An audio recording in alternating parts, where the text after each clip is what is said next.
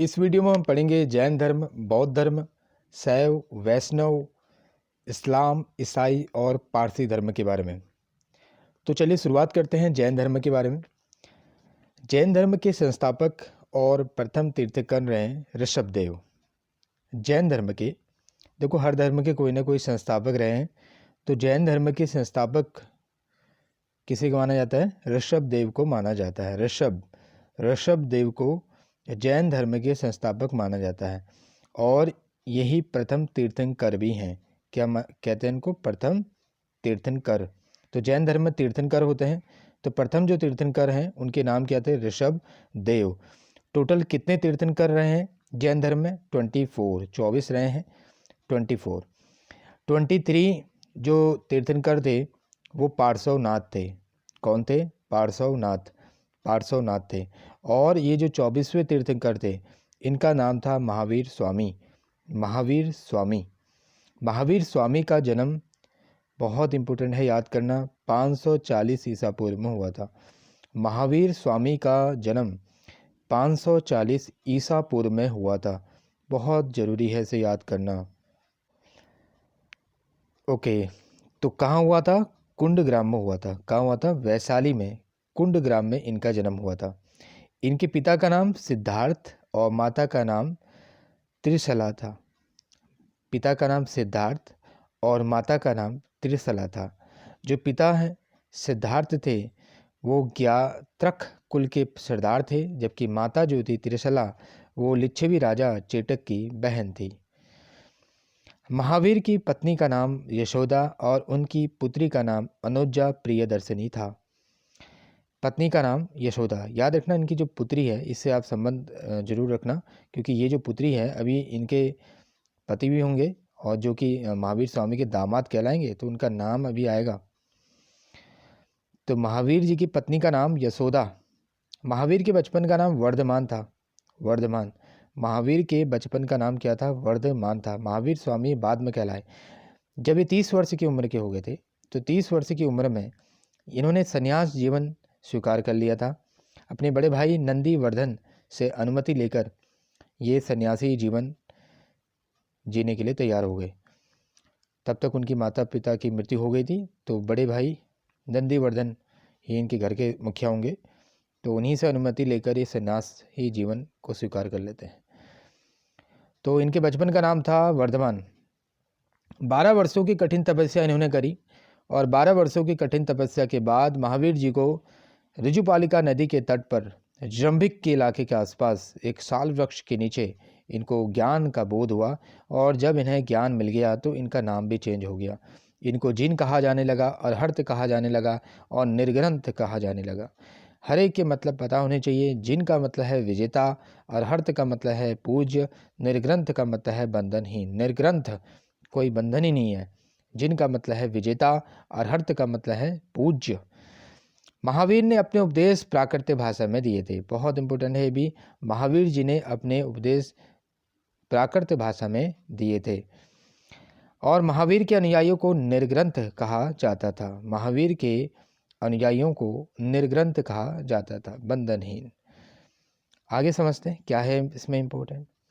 महावीर के प्रथम अनुयायी, अब आया वो टॉपिक, उनके दामाद जामिल बने। महावीर के प्रथम अनुयायी, फर्स्ट फॉलोअर उनके दामाद बने थे। प्रियदर्शनी उनकी बेटी का नाम था, तो उनके पति यानी कि जामिल महावीर के पहले अनुयायी बने थे। प्रथम जैन भिक्षुणी नरेश दधिवानी की पुत्री चंपा थी। जैन भिक्षुणी, पहली जैन भिक्षुणी कौन थी? चंपा। कौन थी? चंपा थी। जरूर याद रखना, पहली जैन भिक्षुणी कौन थी? चंपा थी। महावीर ने अपने शिष्यों को 11 गणधरों में विभाजित करा था। महावीर ने अपने शिष्यों को 11 गणधरों में विभाजित किया था। अब समझ लेते हैं जो जैन तीर्थंकर थे उनसे संबंधित प्रतीक चिन्ह के बारे में।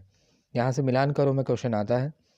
तो ऋषभदेव की अगर हम बात करें, जो कि पहले जैन तीर्थंकर थे, इनका प्रतीक चिन्ह सांड है।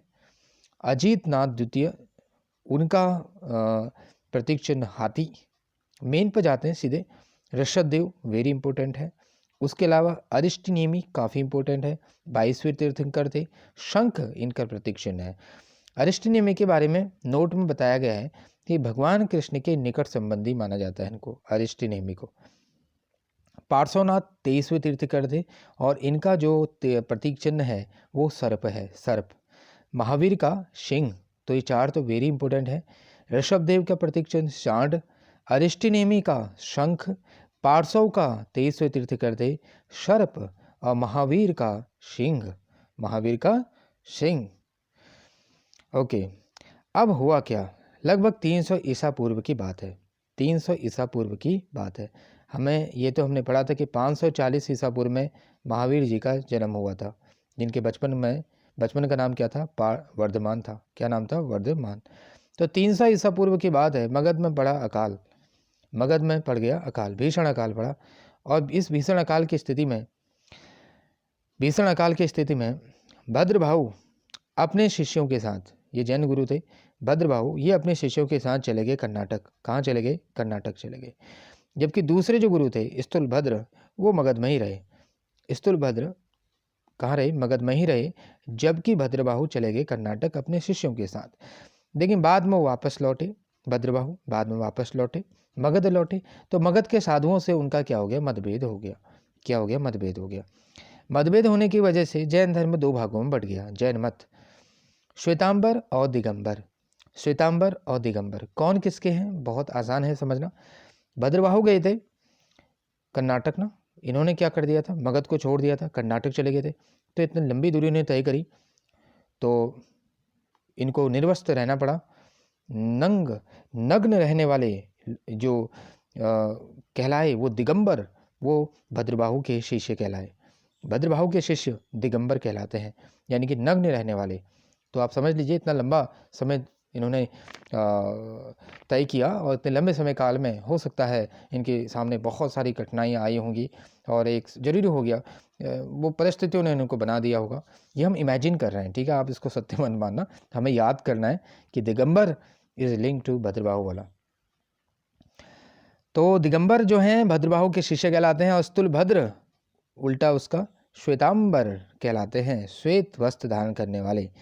जैन संगीतियाँ दो भागों में बटी हैं, प्रथम और द्वितीय। दो भागों में दो ही थी, यहाँ पर ध्यान देना। अभी हम बौद्ध संगीति पढ़ेंगे तो 4 बौद्ध संगीति हुई थी, जबकि जैन संगीति 2। तो प्रथम बौद्ध संगीति कब हुई थी वो ज़्यादा इंपॉर्टेंट नहीं है, कहाँ हुई थी और उसके अध्यक्ष कौन थे वो ज़्यादा जरूरी है। प्रथम जैन संगीति पाटलिपुत्र में हुई थी और अध्यक्ष थे स्थूलभद्र। कौन थे, स्थूलभद्र। बात हुई थी ना, स्थूलभद्र के शिष्य श्वेतांबर कहलाते हैं। द्वितीय जैन संगति बल्लभी यानी कि गुजरात में हुई थी और अध्यक्ष कौन थे, क्षमा श्रवण थे। जैन धर्म के 3 रत्न हैं, 3 रत्न। अच्छा देखो, अच्छा ज्ञान रखो और अच्छा आचरण रखो। सम्यक दर्शन, सम्यक ज्ञान और सम्यक आचरण। त्रिरत्न के अनुसरण में निम्न 5 महाव्रतों का पालन करना अनिवार्य है। अहिंसा का पालन करिए, सत्य वचन बोलिए, अस्थेय की बात करें, अपरिग्रह और ब्रह्मचर्य का पालन करें, चोरी नहीं करना है, अस्थेय रखना है। क्या जैन धर्म वाले ईश्वर को मानते हैं, नहीं, जैन धर्म में ईश्वर की मान्यता नहीं है। जैन धर्म में ईश्वर की मान्यता नहीं है। क्या आत्मा को मानते हैं, जी हाँ, जैन धर्म में आत्मा की मान्यता है। क्या जैन धर्म वाले पुनर्जन्म को मानते हैं, जी हाँ, महावीर जी पुनर्जन्म को मानते थे। क्या कर्मवाद पर विश्वास करते थे महावीर जी, जी हाँ, कर्मवाद पर भी विश्वास करते थे। कर्म करो उसी के अनुसार फल मिलेगा। जैन, ये प्रश्न पूछा जाता है कि शादवाद किस धर्म से संबंधित है, जैन धर्म से संबंधित है। अनेकांतवाद भी कहते हैं इसको।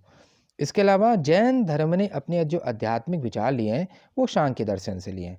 अभी हमने पहले पढ़ा था पिछली वाली वीडियो में कि सांख्य दर्शन भारत का सबसे प्राचीन दर्शन है, सबसे प्राचीन दर्शन है। और इसके प्रवर्तक कौन थे, कपिल ऋषि। कौन थे, कपिल।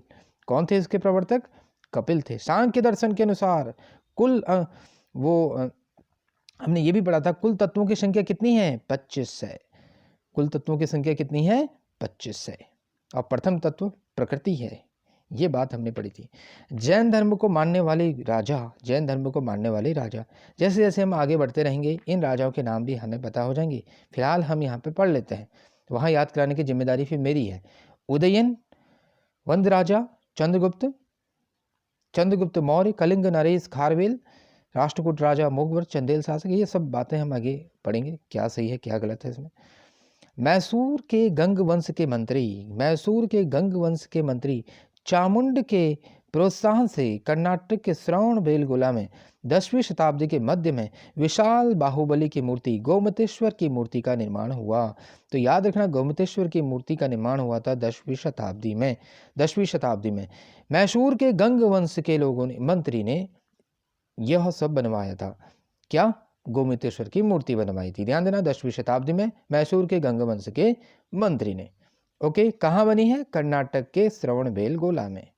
ओके, खजुराहो में जैन मंदिरों का निर्माण चंदेल शासकों ने किया। चंदेल शासक जैन धर्म को मानते थे, इसलिए उन्होंने अपने इलाके खजुराहो में जैन मंदिरों का निर्माण करवाया। मौर्योत्तर युग में, यानी कि मौर्य युग के बाद, मथुरा जैन धर्म का प्रसिद्ध केंद्र बन गया था। मथुरा जैन धर्म का प्रसिद्ध केंद्र बन गया था। मथुरा कला का संबंध किससे है? जैन धर्म से संबंधित है। जैन तीर्थंकरों की जीवनी जो है भद्रबाहु द्वारा रचित कल्पसूत्र है। वेरी वेरी इंपॉर्टेंट कि जैन तीर्थंकरों की जीवनी बनी है, बायोग्राफी है, वो किस में लिखी गई है? कल्पसूत्र है। किसने लिखी है? भद्रबाहु ने। भद्रबाहु वही जिसके शिष्य क्या कहलाते हैं? दिगंबर। क्या कहलाते हैं? दिगंबर। उसी भद्रबाहु द्वारा रचित पुस्तक का नाम है कल्पसूत्र, जिसमें जैन तीर्थंकरों की जीवनी के बारे में बताया गया है। महावीर जी की मृत्यु के बारे में पढ़ लेते हैं। निर्वाण इनको मिला था 468 ईसा पूर्व में। कहाँ? बिहार राज्य के पावापुरी में, राजगीर में इलाका पड़ता है, पावापुरी में इनको निर्वाण प्राप्त हुआ। किनको प्राप्त हुआ? जैन धर्म के 24वें तीर्थकर महावीर स्वामी। मल्ल राजा शिष्टिपाल के राज्य प्रसाद में महावीर स्वामी को निर्माण प्राप्त हुआ था। ये भी याद रखें, मल्ल राजा की बात हो रही। किसकी बात हो रही? मल्ल राजा की बात हो रही। अभी हम जब 16 महाजनपदों के बारे में पढ़ेंगे आगे, तो हाँ मल्ल भी आएगा। ओके, आगे बढ़े। अब पढ़ेंगे बौद्ध धर्म, जैन धर्म कंप्लीट। बौद्ध धर्म के संस्थापक कौन थे? बौद्ध धर्म के संस्थापक गौतम बुद्ध थे। इन्हें एशिया का ज्योतिपुंज भी कहा जाता है। लाइट ऑफ एशिया किसे कहा जाता है? गौतम बुद्ध को कहा जाता है। गौतम बुद्ध से संबंधित कुछ प्रतीक हैं। वहाँ तो हमने पढ़ा था कि अलग अलग तीर्थकरों के प्रतीक हैं जैन धर्म में। यहाँ एक अकेले गौतम बुद्ध के कई सारे प्रतीक हैं। जन्म के अलग प्रतीक हैं, ग्रह त्याग के अलग प्रतीक हैं, ज्ञान के, निर्वाण के, मृत्यु के। जन्म के जो प्रतीक हैं वो कमल और सांड को माना जाता है। भगवान बुद्ध के जन्म का प्रतीक क्या है? कमल और सांड। कमल और सांड। और ग्रह त्याग का प्रतीक किसे माना जाता है? घोड़ा। ज्ञान। ऑब्वियस बात है, ग्रह का त्याग भी करा तो घोड़े में बैठ के किया होगा, ऐसा हम मान लेते हैं। ज्ञान, पीपल, ऑब्वियस बात है, पीपल वृक्ष है ही ऐसा जहाँ ज्ञान की प्राप्ति हो जाती है। निर्वाण, पद चिन्ह। पद चिन्ह, अब निर्वाण प्राप्त हो जाएगा तो ऑब्वियस बात है, अब उनके पद चिन्ह ही हमारे लिए पूज्य हो जाएंगे। मृत्यु, कब? मृत्यु से संबंधित चीज जो है स्तूप। स्तूप जो है वो मृत्यु से संबंधित है, यानी कि स्तूप को दिखाएंगे तो कहीं पर उसका मतलब है मृत्यु। ओके, आगे बढ़े। गौतम बुद्ध का जन्म, वेरी इंपॉर्टेंट, 563 ईसा पूर्व में हुआ था। 563 ईसा पूर्व में गौतम बुद्ध का जन्म हुआ था। गौतम बुद्ध का जन्म। जबकि जैन धर्म के 24वें तीर्थकर वर्धमान महावीर स्वामी जी का जन्म 540 ईसा पूर्व में हुआ था। जबकि गौतम बुद्ध का जन्म 563 ईसा पूर्व में हुआ था। कहाँ हुआ था इनका जन्म? इनका जन्म हुआ था कपिलवस्तु के लुम्बिनी नामक स्थान में हुआ था। कहाँ हुआ था? लुम्बिनी में हुआ था। इनके पिता शुद्धोदन थे, जो कि शाक्य गण के मुखिया थे। कौन से गण के? शाक्य गण के मुखिया थे। इनकी माता का नाम था माया देवी, लेकिन इनकी मृत्यु हो गई। इनके जन्म के 7वें दिन ही हो गई थी, कह रहा हूँ, इनके जन्म के 7वें दिन इनकी माता जी की मृत्यु हो गई थी। इनके बचपन का नाम सिद्धार्थ था। इनके बचपन का नाम क्या था? सिद्धार्थ। याद रखना, बचपन का नाम इनका सिद्धार्थ था। 16 वर्ष की अवस्था में गौतम बुद्ध का विवाह हो गया था, यशोधरा के साथ हुआ। पत्नी का नाम यशोधरा, बेटा हुआ राहुल। बेटे का नाम क्या था? राहुल था। सिद्धार्थ एक बार कपिलवस्तु की सैर पर निकले तो उन्हें 4 दृश्य देखने को मिले। बूढ़ा व्यक्ति, बीमार व्यक्ति, शव और एक सन्यासी। ये 4 व्यक्ति जो उन्होंने देखे ना, इससे उनके जीवन में काया पलट हो गया, पूरा मामला ही चेंज हो गया। और यहाँ से अब उन्होंने क्या निर्णय लिया? सन्यासी बनने का निर्णय ले लिया। सांसारिक समस्याओं से व्यतीत होकर सिद्धार्थ ने 29 वर्ष की अवस्था में गृह त्याग किया, जिसे बौद्ध धर्म में महाभिनिष्क्रमण कहते हैं। महाभिनिष्क्रमण का मतलब है गृह त्याग, और गृह त्याग का प्रतीक क्या है? घोड़ा। क्या है? घोड़ा। गृह त्याग करने के बाद सिद्धार्थ ने वैशाली के आलार कलाम से सांख्य दर्शन की शिक्षा ग्रहण की। लो जी, हर कोई सांख्य दर्शन से ही शिक्षा ले रहा है। जैन धर्म में भी हमने ही पढ़ा था। तो सांख्य दर्शन के एक बार फिर से रिवाइज कर लेते हैं। सांख्य दर्शन के प्रवर्तक कपिल ऋषि। कौन है? कपिल है। कितने तत्वों की बात हुई है इसमें? 25 तत्व की बात हुई है, ध्यान देना। तो सांख्य दर्शन की शिक्षा गौतम बुद्ध ने किससे ली? आलार कलाम से ली। वैशाली के आलार कलाम से ली थी। आलार कलाम ही सिद्धार्थ के पहले गुरु थे। आलार कलाम ही सिद्धार्थ के पहले गुरु हुए। आलार कलाम के बाद सिद्धार्थ ने राजगीर के रुद्रक राम पुत्र से शिक्षा ग्रहण की। रुद्रक राम पुत्र से उन्होंने क्या ली? शिक्षा ग्रहण की। आलार कलाम के बाद सिद्धार्थ ने राजगीर के एक और गुरु रुद्रक राम पुत्र से शिक्षा ग्रहण की। एक से संतुष्ट नहीं हो पाए। उर्वेला में सिद्धार्थ को कौंडिन्य, बंपा, भादिया, महानामा और अष्टागी नामक 5 साधक मिले थे। तो यहाँ पर इनको 5 साधक मिले थे उर्वेला में। कहाँ मिले? उर्वेला में। बिना अन्न जल ग्रहण किए 6 वर्ष की कठिन तपस्या के बाद, केवल 6 वर्ष की कठिन तपस्या के बाद ही इनको मिल गया ज्ञान। क्या मिल गया? ज्ञान। कहाँ मिला? पीपल वृक्ष के नीचे मिला। वैशाख की पूर्णिमा की रात निरंजना नदी के तट पर इन्हें ज्ञान की प्राप्ति हुई थी। ज्ञान प्राप्ति के बाद सिद्धार्थ का नाम बदल गया, वो बुद्ध कहलाए। क्या कहलाए? बुद्ध कहलाए। और ज्ञान कहाँ प्राप्त हुआ? बोध गया कहलाया। वो इलाका ही बोध गया कहलाया। बुद्ध ने अपना पहला उपदेश जो दिया था वो दिया था सारनाथ में, ऋषिपत्तनम में दिया था, सारनाथ में, जिसे क्या कहा जाता है? इस घटना को धर्म चक्र प्रवर्तन कहा जाता है। क्या कहा जाता है? धर्म चक्र प्रवर्तन कहा जाता है। बुद्ध ने अपने पहला जो उपदेश दिया था वो किस भाषा में दिया? पाली भाषा में दिया। हमने पढ़ा था कि महावीर जी ने प्राकृत भाषा में दिया था, जबकि महात्मा बुद्ध ने पाली भाषा में अपना उपदेश दिया था। बुद्ध ने अपने उपदेश कौशल, वैशाली, कौशाम्बी कई राज्यों में दिए थे। बुद्ध ने सबसे ज़्यादा उपदेश, बहुत ज़्यादा इंपॉर्टेंट है, ध्यान देना, very very important, most important, Buddha ने अपने सर्वाधिक उपदेश कौशल देश की राजधानी श्रावस्ती में दिए थे। कहाँ दिए थे? श्रावस्ती में दिए थे। बुद्ध ने अपने सर्वाधिक उपदेश कौशल देश की राजधानी श्रावस्ती में दिए। इनके प्रमुख अनुयायी शासक थे बिंबिसार, प्रसेनजीत तथा उदयन। इनके प्रमुख अनुयायी कौन थे? बिंबिसार, प्रसेनजीत और उदयन, ये प्रमुख थे। इनके बारे में आगे हम पढ़ेंगे। बुद्ध की मृत्यु 80 वर्ष की अवस्था में 483 ईसा पूर्व में कुशीनारा में चुंद द्वारा अर्पित भोजन करने के बाद हो गई, जिसे बौद्ध धर्म में महापरिनिर्वाण कहा गया। तो इनकी मृत्यु हुई थी 463 ईसा पूर्व में, 83 ईसा पूर्व में, 483 ईसा पूर्व में कुशीनारा में हुई थी। कहाँ हुई थी? कुशीनारा में। और इस घटना को महापरिनिर्वाण कहते हैं। क्या कहते हैं? महापरिनिर्वाण। ओके। मल्लों ने अत्यंत सम्मानपूर्वक बुद्ध का अंत्येष्टि संस्कार किया था। लो जी, यहाँ भी मल्ल आ गए, वहाँ भी मल्ल थे और यहाँ भी मल्ल ही आ गए। माना यह जाता है कि महात्मा बुद्ध की मृत्यु के बाद उनके शरीर के अवशेषों को 8 भागों में बांटा गया और 8 स्तूपों का निर्माण किया गया। 8 स्तूपों का निर्माण किया गया। बुद्ध के जन्म और मृत्यु की तिथि को कैसे निर्धारित करते हैं? इस तिथि को निर्धारित करते हैं चीनी परंपरा कैंटोन अभिलेख के आधार पर। चीनी परंपरा के कैंटोन अभिलेख के आधार पर महात्मा बुद्ध के जन्म और मृत्यु की तिथि को निर्धारित किया गया है, या कहें तो निश्चित किया गया है। आगे बढ़ते हैं महात्मा बुद्ध के बारे में। क्या है स्पेशल? बौद्ध धर्म के बारे में। बौद्ध धर्म के बारे में हमें सबसे ज़्यादा ज्ञान प्राप्त होता है त्रिपिटक से, जिन्हें 3 टोकरियाँ भी कहते हैं। त्रिपिटक, विनय पिटक, सूत्र पिटक और अभिधम्म पिटक। विनय पिटक, सूत्र पिटक और अभिधम्म पिटक, याद रखना। 3 पिटकों की भाषा जो है वो पाली है। तीनों पिटकों की भाषा क्या है? पाली है।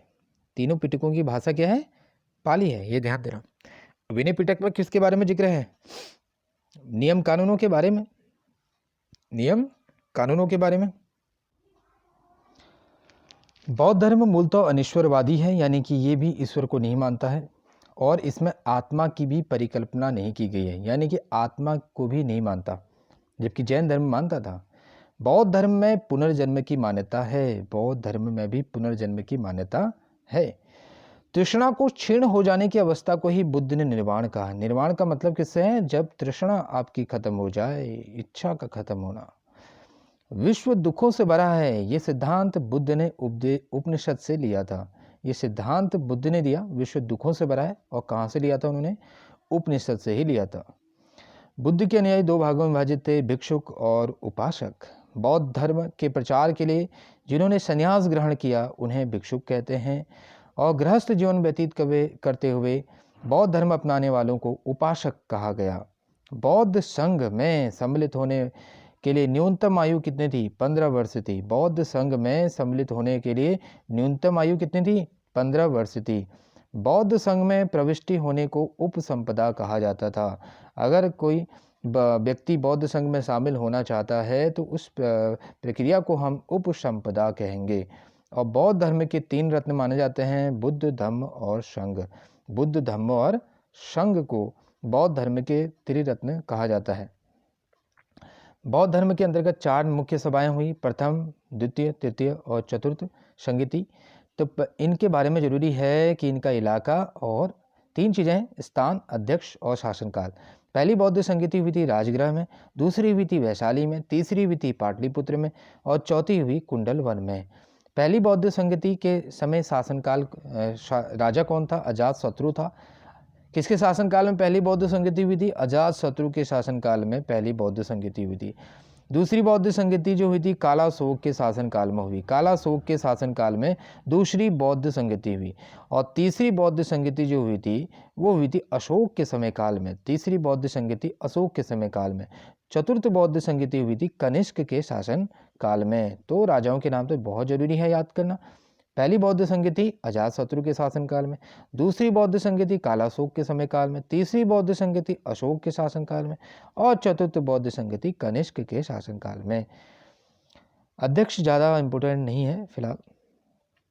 चतुर्थ बौद्ध संगति के बाद बौद्ध धर्म 2 भागों में बढ़ गया था, हीनयान और महायान। हीनयान और महायान 2 भागों में बढ़ गया। ओके, बौद्धों का सबसे पवित्र त्यौहार क्या है? वैशाख पूर्णिमा है, जिसे बुद्ध पूर्णिमा के नाम से भी जाना जाता है। इसका महत्व इसलिए है कि बुद्ध पूर्णिमा के ही दिन बुद्ध का जन्म और उन्हें ज्ञान की प्राप्ति और महापरिनिर्वाण की प्राप्ति भी हुई थी, बुद्ध पूर्णिमा के दिन ही। धार्मिक जुलूस का जो शुरुआत है ना, प्रारंभ है, ये सबसे पहले बौद्ध धर्म के द्वारा प्रारंभ किया था। इंटरेस्टिंग फैक्ट है। धार्मिक जुलूस का प्रारंभ सबसे पहले बौद्ध धर्म के द्वारा प्रारंभ किया गया। बुद्ध ने सांसारिक दुखों के संबंध में 4 आर्य सत्यों के बारे में बताया है। दुख तो है ही, दुख होगा, दुख समुदाय होगा, दुख निरोध होगा और दुख निरोध गामिनी प्रदा होगा। ये 4 आर्य सत्य बताए हैं उन्होंने दुखों के बारे में। इन सांसारिक दुखों से मुक्ति के लिए उन्होंने अष्टांगिक मार्ग को बताया। उन्होंने कहा 8 तरीके अपनाओ, दुखों से मुक्ति मिल जाएगी। क्या पहला तरीका क्या है? अच्छी दृष्टि रखो, सम्यक दृष्टि, सम्यक संकल्प करो, सम्यक वाणी बोलो, सम्यक कर्म करो, सम्यक आजीविका अपनाओ, सम्यक व्यायाम करो, सम्यक स्मृति रखो और सम्यक समाधि लो।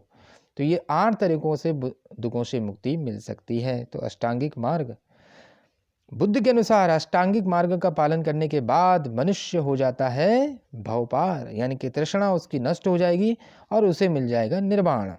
क्या मिल जाएगा? निर्वाण। जैसा कि अभी हमने पढ़ा था, निर्वाण का मतलब यही है, तृष्णा का नष्ट होना निर्वाण कहलाता है। निर्वाण बौद्ध धर्म का परम लक्ष्य है, जिसका मतलब होता है दीपक का बुझ जाना, यानी कि जीवन मरण के चक्र से मुक्त हो जाना। बुद्ध ने निर्वाण प्राप्ति को सरल बनाने के लिए 10 शीलों की बात करी। लो जी, और भी थोड़ा सा इजी कर दिया उन्होंने रास्ता। उन्होंने कहा निर्वाण प्राप्ति करने के लिए और रास्ता बताता हूँ, शॉर्ट ट्रिक बता देते हैं। अहिंसा करो, सत्य, अस्थयी, अपरिग्रह, मद्य सेवन न करना, असमय भोजन न करना, सुखप्रद बिस्तर पर नहीं सोना, धन संचय न करना, स्त्रियों से दूर रहना, नित्य गान आदि से भी दूर रहना। ये सब क्या है? निर्वाण प्राप्ति को सरल बनाने के 10 शील हैं। ये नित्य गान, ये तो आजकल बहुत ही ज़्यादा चल रहा है। एवरीथिंग यहाँ पर बहुत मुश्किल होती है हर किसी के लिए। यहाँ पर चलो हम अस्थायी कर देंगे। और क्या कर सकते हो? आपके लिए क्या क्या इसमें से आसान है जो आप कर सकते हो, वो हर व्यक्ति के लिए एक अलग अलग मुद्दा होगा। गृहस्थों के लिए केवल प्रथम 5 सील, भिक्षुओं के लिए 10 सील मानना अनिवार्य था। गृहस्थों के लिए केवल 5 सील, कौन है ये? वो भी प्रथम 5 सील। अहिंसा, जी हाँ बिल्कुल अपनाना चाहिए। सत्य, बिल्कुल। अस्थयी, अपरिग्रह, मद्य सेवन, ये 5 है जी। मद्य सेवन न करना, अपरिग्रह किसी प्रकार की संपत्ति न रखना, चोरी नहीं करना, सत्य बोलना और अहिंसा। बहुत बढ़िया बात कही उन्होंने। ये 5 सील अपना लो, अपना देश भी सुधर जाएगा। अपना देश का मतलब एक जो देश में जो अशांति जो माहौल होता है ना, अशांति का माहौल ना, हिंसा जो बार बार सुनने में आती है न्यूज में, वो खत्म हो जाएगी। बुद्ध ने मध्यम मार्ग का उपदेश दिया था। बुद्ध ने मध्यम मार्ग का उपदेश दिया था। न ज़्यादा तप करो, न ज़्यादा तप और न ही ज़्यादा आलस करो, बीच का रास्ता अपनाओ। अनिश्वरवाद के संबंध में बौद्ध धर्म और जैन धर्म में समानता है। जी हाँ, दोनों धर्म ईश्वर को नहीं मानते। बौद्ध धर्म और जैन धर्म दोनों धर्म ईश्वर को नहीं मानते। जातक कथाएं भी बौद्ध धर्म से संबंधित हैं, जिसमें पूर्व जन्म के बारे में बताया गया है। किसके? महात्मा बुद्ध के। बौद्धिशत्व का अवतार मनुष्य के रूप में हो सकता है, पशुओं के रूप में भी हो सकता है, ये जातक कथाएं बताती हैं। तो आगे जो इम्पोर्टेंट है उसको समझते हैं। सर्वाधिक बुद्ध मूर्तियों का निर्माण जो हुआ है वो गांधार संस्कृति के अंतर्गत हुआ है। गांधार शैली के अंतर्गत सबसे ज़्यादा बुद्ध मूर्तियों का निर्माण हुआ है। लेकिन बुद्ध की प्रथम मूर्ति जो बनी है वो मथुरा कला के अंतर्गत बनी है। बुद्ध की पहली जो मूर्ति बनी है वो मथुरा कला के अंतर्गत बनी थी। तिब्बत, भूटान और पड़ोसी देशों में बौद्ध धर्म का प्रचार पद्म संभव ने किया। जानने योग्य टॉपिक, इंटरेस्टिंग फैक्ट है कि बौद्ध धर्म का प्रचार हमारे पड़ोसी देश, भारत के पड़ोसी देशों में, भूटान और तिब्बत में किसने करवाया? पद्म संभव ने किया। गुरु ऋण 5 भी कहा जाता है इनको, पद्म संभव को। इनका संबंध बौद्ध धर्म के वज्रयान शाखा से है। बौद्ध धर्म में बाद में अलग अलग शाखाएं बन गई, तो वज्रयान शाखा के थे पद्म संभव। इनकी 123 फीट ऊंची मूर्ति हिमाचल प्रदेश रेवाल सर झील में है। इनकी 123 फीट ऊंची मूर्ति। भारत में उपासना की जाने वाली पहली मूर्ति संभवतः भगवान बुद्ध की ही थी, ऐसा ये नोट करके बता रहे हैं हमें। तो इंटरेस्टिंग फैक्ट है। तो ये बातें हुई बौद्ध धर्म के बारे में। अब समझ लेते हैं शैव धर्म के बारे में। शैव धर्म का मतलब शिव जी से है, ये तो ऐसे ही पता चल जाता है। ऋग्वेद में शिव के लिए रुद्र नामक देवता का उल्लेख है। ऋग्वेद में शिव के लिए रुद्र नामक देवता का उल्लेख है। अथर्ववेद में भी शिव को भव, सर्व, पशुपति और भूपति कहा गया है। भूपति भी कहा गया, पशुपति भी कहा गया, सर्व भी कहा गया है और भव भी कहा गया है। पशुपति अथर्ववेद में कहा गया है भगवान शिव को। लिंग पूजा का पहला स्पष्ट वर्णन जो है मत्स्य पुराण में मिलता है। इंपोर्टेंट है, लिंग पूजा का पहला स्पष्ट वर्णन मिलता है वो मत्स्य पुराण में मिलता है। महाभारत के अनुशासन पर्व से भी लिंग पूजा का वर्णन मिलता है। रुद्र की पत्नी के रूप में पार्वती का नाम तैत्तिरीय आरण्यक में भी मिलता है। तैत्तिरीय आरण्यक में रुद्र की पत्नी को किसे बताया गया? पार्वती को बताया गया है। शिव की पत्नी के सौम्य रूप हैं पद्मा, पार्वती, उमा, गौरी और भैरवी। वामन पुराण में शैव संप्रदाय को 4 बात की संख्या कितनी बताई गई है? शैव संप्रदाय की संख्या 4 बताई गई है। वामन पुराण में शैव संप्रदाय की संख्या 4 बताई गई है। पाशुपत, कापालिक, कालामुख और लिंगायत। इनमें से लिंगायत काफ़ी इंपॉर्टेंट है, जहाँ से क्वेश्चन आ सकते हैं, आते भी हैं। लेकिन संस्थापकों के बारे में हमें कम से कम इतना तो पता होना चाहिए किसके क्या संस्थापक हैं। तो संस्थापक क्या हैं? पाशुपत संप्रदाय की संस्थापक लकुलिश थे। कौन थे? लकुलिश, जिन्हें भगवान शिव के 18 अवतारों में से एक माना जाता है लकुलिश को। पाशुपत संप्रदाय के अनुयायियों को पंचार्थिक कहते हैं। ये भी इस मत के प्रमुख सैद्धांतिक ग्रंथ पाशुपत सूत्र है। श्रीकर पंडित एक विख्यात पाशुपत आचार्य थे। फिर आते हैं कापालिक संप्रदाय। कापालिक संप्रदाय के इष्ट देव भैरव हैं। कौन थे? भैरव थे। और इस संप्रदाय का प्रमुख केंद्र श्रीशैल नामक स्थान था। कौन सा था? श्रीशैल, कापालिक में। फिर आते हैं लिंगायत। लिंगायत संप्रदाय दक्षिण में प्रचलित था। इन्हें जंगम भी कहा जाता था। क्या कहा जाता था? जंगम। क्या कहा जाता था? जंगम कहा जाता था। ये लोग शिवलिंग की उपासना करते थे। लिंगायतों का मुख्य धार्मिक ग्रंथ का नाम क्या है? शून्य संपादने। इंपोर्टेंट है ये भी। शून्य संपादने लिंगायतों का प्रमुख धार्मिक ग्रंथ है। लिंगायत संप्रदाय के प्रवर्तक माना जाता है अल्लभ प्रभु तथा उनके शिष्य बाशव यानी कि बाशवन्ना को बताया गया है बसव पुराण में। इस संप्रदाय को वीर शैव संप्रदाय भी कहते हैं। शिव के वीर मतलब वीर शैव संप्रदाय भी कहा जाता है इनको। 10वीं शताब्दी में मत्स्येंद्र नाथ ने नाथ संप्रदाय की भी स्थापना करी थी। ये भी इंपॉर्टेंट है, इंटरेस्टिंग फैक्ट है। 10वीं शताब्दी में मत्स्येंद्र नाथ ने नाथ संप्रदाय की स्थापना करी थी और इस संप्रदाय का व्यापक प्रचार प्रसार फिर बाबा गोरखनाथ के समय में हुआ था। पता ही होगा आपको। योगी जी उत्तर प्रदेश के, वो इसी संप्रदाय से संबंधित रहे। आगे बढ़ते हैं, इसमें क्या है फिर यहाँ पर पढ़ते हैं कुछ इम्पोर्टेंट शैव संप्रदाय से संबंधित कुछ भारत में जिन्होंने शैव धर्म को काफ़ी संरक्षण दिया था वो हैं चालुक्य, राष्ट्रकूट, पल्लव और चोल वंश के शासकों ने। पल्लव काल में शैव धर्म का प्रचार नयनारों द्वारा किया। किसके द्वारा करवाया था? नयनार। नयनार कौन थे? शैव उपासक थे या शिव के उपासक थे। इनकी संख्या 63 बताई गई है। नयनार संतों की संख्या 63 बताई गई है। एक नयनार संत भी थी बड़ी फेमस, करेकाल अमैयार। क्या नाम था उसका? करेकाल अमैयार। करेकाल अमैयार। नयनार संतों की संख्या 63 बताई गई है, जिनमें अपार, तिरुज्ञान, सबंदर, सुंदर मूर्ति आदि के नाम उल्लेख हैं। ये सब मुख्य संत हैं नयनार संतों के। एलोरा के प्रसिद्ध कैलाश मंदिर का निर्माण किसने करवाया था? राष्ट्रकूटों ने करवाया था। किसने करवाया था? राष्ट्रकूटों ने करवाया था। एलोरा के प्रसिद्ध कैलाश मंदिर का निर्माण करवाया था राष्ट्रकूटों ने। चोल शासक राजराज प्रथम ने तंजौर में प्रसिद्ध राजराजेश्वर शैव मंदिर का निर्माण कराया। तंजौर के राजराजेश्वर शैव मंदिर का निर्माण किसने करवाया? चोल शासक राजराज प्रथम ने करवाया। चोल शासक राजराज प्रथम ने तंजौर में प्रसिद्ध राजराजेश्वर शैव मंदिर का निर्माण करवाया, जिसे बृहदेश्वर मंदिर के नाम से भी जाना जाता है। बृहदेश्वर मंदिर के नाम से भी जाना जाता है। और बाकी अभी हमने पढ़ लिया कि एलोरा के प्रसिद्ध कैलाश मंदिर का निर्माण किसने कराया? राष्ट्रकूट वंश के राजाओं ने करवाया। कुषाण शासकों की मुद्राओं पर शिव और नंदी का एक साथ अंकन प्राप्त होता है। लो जी, कुषाण शासक विदेशी शासक रहे, जबकि विदेश से आए थे। इनकी मुद्राओं में भी शिव और नंदी का एक साथ अंकन प्राप्त होता है। अब आते हैं वैष्णव धर्म के बारे में। वैष्णव धर्म की अगर हम बात करें तो शुरुआती जानकारी वैष्णव धर्म की उपनिषदों से प्राप्त होती है।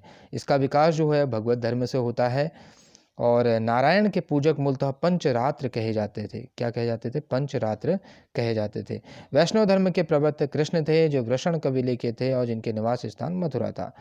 कृष्ण का पहला उल्लेख जो मिला है, पहला उल्लेख कृष्ण का, वो छांदोग्य उपनिषद में मिला है।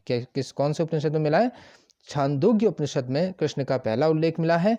और उसमें बताया गया है देवकी के पुत्र अंगिरस के शिष्य के रूप में हुआ है। उसमें जो उल्लेख हुआ है छांदोग्य उपनिषद में, कृष्ण का उल्लेख देवकी के पुत्र और अंगिरस के शिष्य के रूप में हुआ है। ध्यान देना, वासुदेव कृष्ण का सबसे प्रारंभिक अभिलेखीय उल्लेख जो मिलता है वो बेशनगर स्तंभ अभिलेख में मिलता है। काफी इंपोर्टेंट है भी। बेशनगर स्तंभ अभिलेख में वासुदेव कृष्ण का सबसे पहला क्या मिलता है? अभिलेखीय उल्लेख मिलता है। किस अभिलेख में पहली बार वासुदेव कृष्ण का उल्लेख हुआ है? बेशनगर स्तंभ अभिलेख में हुआ है। विष्णु के 10 अवतारों की बात तो हमें पता ही है, लेकिन इसका उल्लेख मत्स्य पुराण में हुआ है। विष्णु के 10 अवतारों का उल्लेख मत्स्य पुराण में हुआ है। ओके। गुप्त काल में विष्णु का वराह अवतार सर्वाधिक प्रसिद्ध था। गुप्त काल में विष्णु का वराह अवतार जो था वो सबसे ज़्यादा फेमस था। वैष्णव धर्म में ईश्वर को प्राप्त करने के लिए सर्वाधिक महत्व भक्ति को दिया गया है। किसे दिया गया? भक्ति। भगवान विष्णु के सुदर्शन चक्र में 6 तिलियां थी। वाह, बहुत ही इंटरेस्टिंग फैक्ट है। कितनी तिलियां हैं? 6।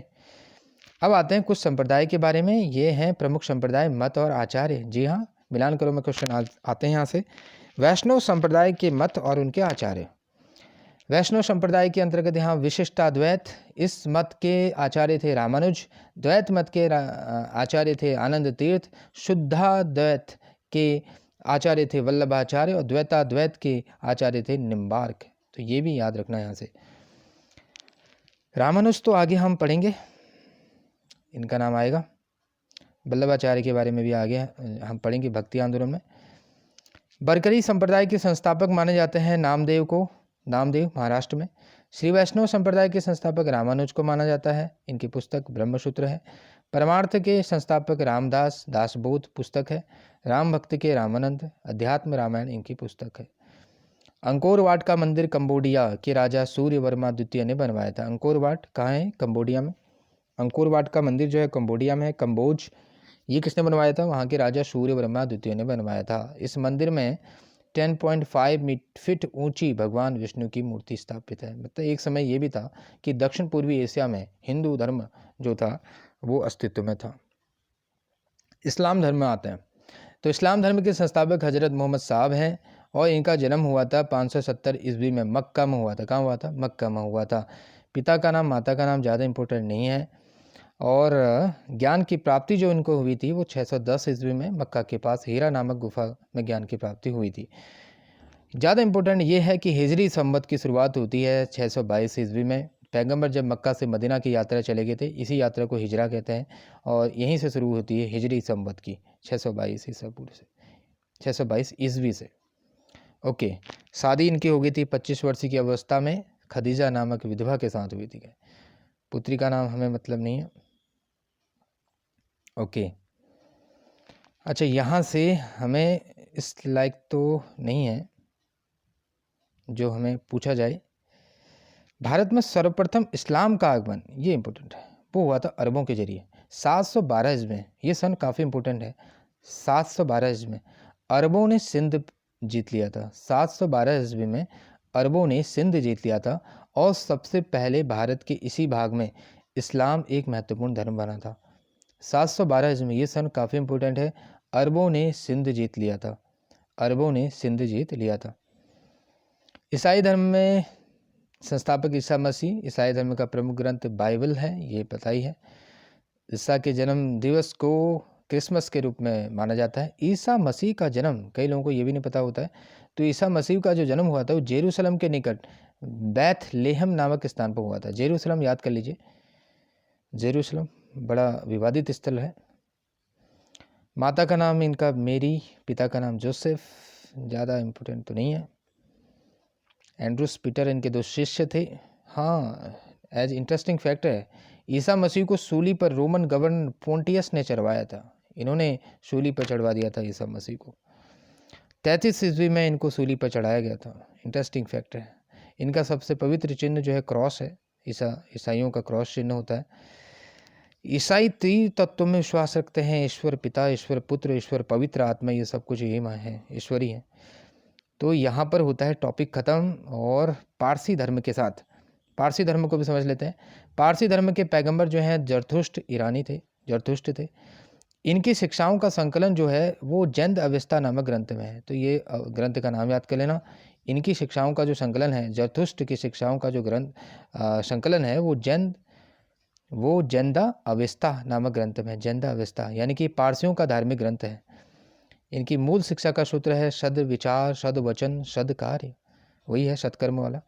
इसके अनुयायी एक ईश्वर अहुर को मानते हैं। ईश्वर का नाम क्या है इनका? अहुर इनके ईश्वर का नाम है। इस धर्म के अनुयायियों को अग्नि पूजक भी कहा जाता है, अग्नि पूजक भी कहा जाता है। और इनके अनुयायी किस ईश्वर में विश्वास करते हैं? एक ईश्वर अहुर को मानते हैं। किस ईश्वर को मानते हैं? अहुर को। तो इसी के साथ ये सभी हमने धर्म यहाँ पर कंप्लीट किए। आते हैं एक नई वीडियो में एक नए टॉपिक को लेकर। धन्यवाद।